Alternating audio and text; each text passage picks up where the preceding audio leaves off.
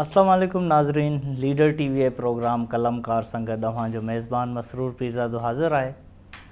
अज असी ही प्रोग्राम जो कर रहा हूँ इहो ख़ास तौर ते असां याद कंदासीं अज उस्ताद बुखारी के जो सिंध जो एक सुरीलो ऐं मशहूर शायर है। उस्ताद जे अज़मत जा हवाला घणा ही आहिनि, पर ख़ास तौर ते उन जो अज़मत जो हवालो आहे तो उन जी शायरी में एडो तरन्नुम, एडी मौसीकी ऐं एडी उहा सवली दिल में लही वेंदड़ शायरी ही जो उहा आवाम ताईं आराम से पहुची वई। मां चाहींदुसि त पहिरियों उस्ताद बुखारी जी शायरी मां तव्हांखे कुझु हिकु ॿ शयूं पढ़ी ॿुधायां, उन खां पोइ उन ते असां ॻाल्हायूं था उन शायरी ऐं उन जे मुख़्तलिफ़ जेके ख़ूबियूं आहिनि शायरीअ जूं, शाइराना पासा उन जा आहिनि, उन ते पोइ था ॻाल्हायूं। हिकिड़ो मशहूरु उन जो उस्ताद बुखारी साहब जो शेर आहे जेको बैदुल मसरूर बि ॾाढो सुठो ऐं सुरीले अंदाज़ में ॻायो हो। भाड़ी माण्हू भाड़े ते जल्लाद घुरायो वेठा आहिनि, भाड़ी माण्हू भाड़े ते जल्लाद घुरायो वेठा आहिनि, सूर्य माण्हू ॿेड़ियूं पायो सीस सिबायो वेठा आहिनि, फोरू माण्हू सभु कुझु फुरियो पोइ बि फुरण लाइ फेरा ॾियनि, फोरू माण्हू सभु कुझु फुरियो पोइ बि फुरण लाइ फेरा ॾियनि, फुरियल माण्हू ॿियो त छॾियो पर देस फुरायो बीठा आहिनि, कूड़ा माण्हू कूड़ निसूरो ईंदड़ वींदड़ खे आछिनि, सचा माण्हू 16 आना सच लिकायो बीठा आहिनि, भोरा माण्हू भिबकियूं ॾेई सियाणनि खे था सम्झाइनि, सियाणा माण्हू सभु कुझु सम्झो वात सिबायो वेठा आहिनि, रहज़न माण्हू बघड़नि वांगुरु टोलियूं ठाहियो रोकिन राहूं, रहबर माण्हू हरणियुनि वांगुरु नेण टिमायो बीठा आहिनि, ॻोरा माण्हू हल्का माण्हू ककरनि वांगुरु चोट चढ़ी गजगारूं कनि, ॻोरा माण्हू जबलनि वांगुरु साह सुकायो बीठा आहिनि, शाही माण्हू पाण वणायूं छा न विञायूं वेठा आहिनि, शाइर माण्हू शान अञा उस्ताद बचायो वेठा आहिनि। इन खां अलावा उस्ताद जो हिकिड़ो ॿियो बि जेको आहे सो रोमेंटिक शेर आहे जेको ॻायो बि वियो आहे, ॾाढो सुठो मशहूरु बि थियो आहे।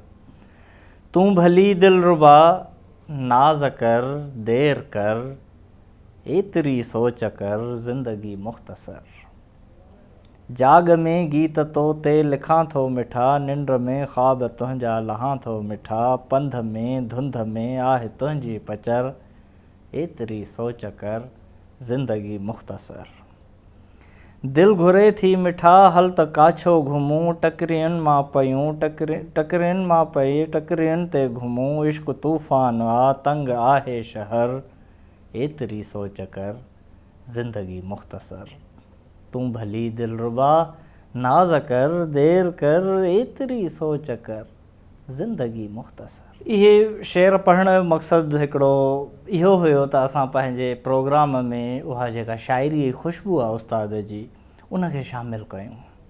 इहा ख़ुशबू ॿिन्ही तरफ़नि खां मां चूंडी, हिकिड़ी त उन जी इनकलाबी रंग जेको उस्ताद जो आहे जेको वोकल आहे ऐं ॾाढो लाउड आहे ऐं अवामी हिकिड़े नारे वांगुरु आहे, उन जी चूंड कई मां। ऐं ॿियो उन जो हिकिड़ो सॉफ्ट ऐं हिकिड़ो कोमल ऐं जेको धीमो आवाज़ु प्यार वारो मोहबत वारो, उहे ॿई मां तव्हांखे ॿुधाया। उमेद त तव्हांखे वणिया हूंदा, मशहूरु शेर आहिनि उहे।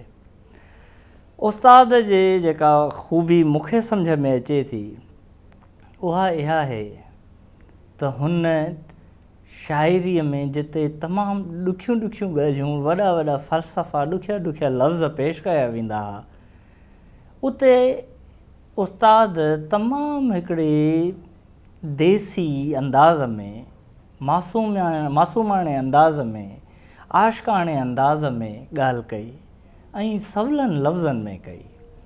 एॾा सवला लफ़्ज़ ऐं एॾो तरन्नुम भरिया ऐं एॾो रिदम भरिया ऐं एॾा सचा, एॾा सुहिणा जो उहे बिना कंहिं तकलीफ़ जे माण्हुनि जे दिलि में रूह में लही विया।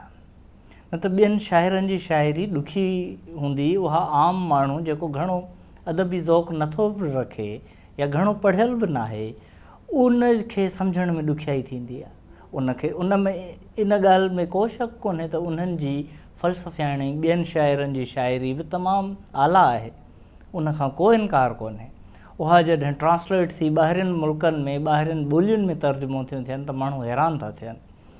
पर उस्ताद भली तर्जुमो न बि थिए, उहो असांजे जेको ॻोठनि में माण्हू वेठो आहे या का माई वेठी आहे, का सहरा थी ॻए, का बर्थ थी भरे, को बकरार आहे, को रेढार आहे, उनखे बि आसानीअ सां सम्झ में अचे थी ऐं उन जे दिलि में लही वञे थी ऐं उहो बि उनखे जिते किथे वेही झूंगारे थो। इहा उन जी ख़ूबी आहे। उन जे लाइ असांखे लुग़तूं ॾिसी लफ़्ज़नि जी मानाऊं तलाश करणियूं नथियूं पवनि। उहा सिंपल शाइरी ऐं वणंदड़ शाइरी आहे जेका दिलि में लही थी वञे। उस्ताद बेशक हिकिड़नि असांजे सिंधी शाइरीअ जी तारीख़ ॾाढी सुहिणी आहे, जंहिंमें क्लासिक दौर खां पोइ जदीद दौर ऐं हींअर ताईं तमामु सुठो लिखियो थो वञे।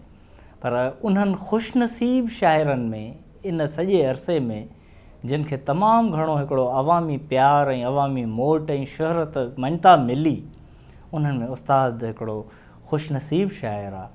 ऐं उस्ताद जी हिकिड़ी ॿी ॻाल्हि हिते मूंखे महसूसु थी थिए जेका उन जी तमामु वॾी ख़ूबी हुई, उन शाइरीअ खे सिर्फ़ु किताब ताईं न रखियो, उन शाइरीअ खे सुरनि में ॻारायो।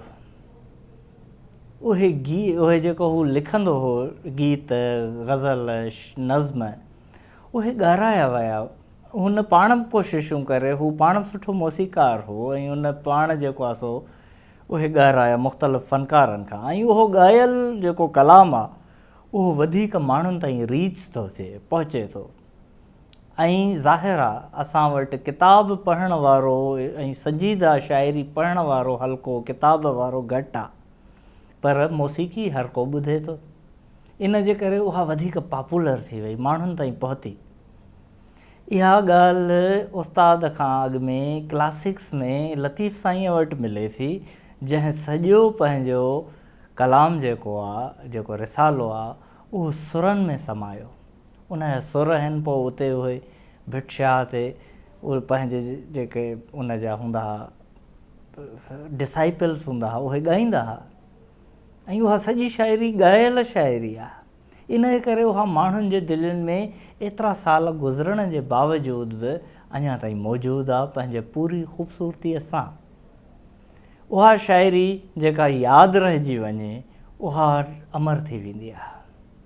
उन में भली फ़लसफ़ियाणा ऐं दानिश्वराणा जंप्स न हुजनि, पर हिकिड़ी सिंपल ऐं ख़ूबसूरत शाइरी जेका माण्हुनि खे यादि रहिजी वञे, अमरता उहा ई माणे थी।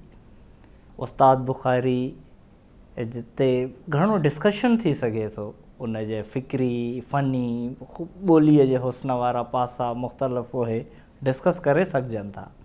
पर हिते हिन मुख़्तसिर प्रोग्राम में असां चाहियो पए त उस्ताद खे यादि कजे।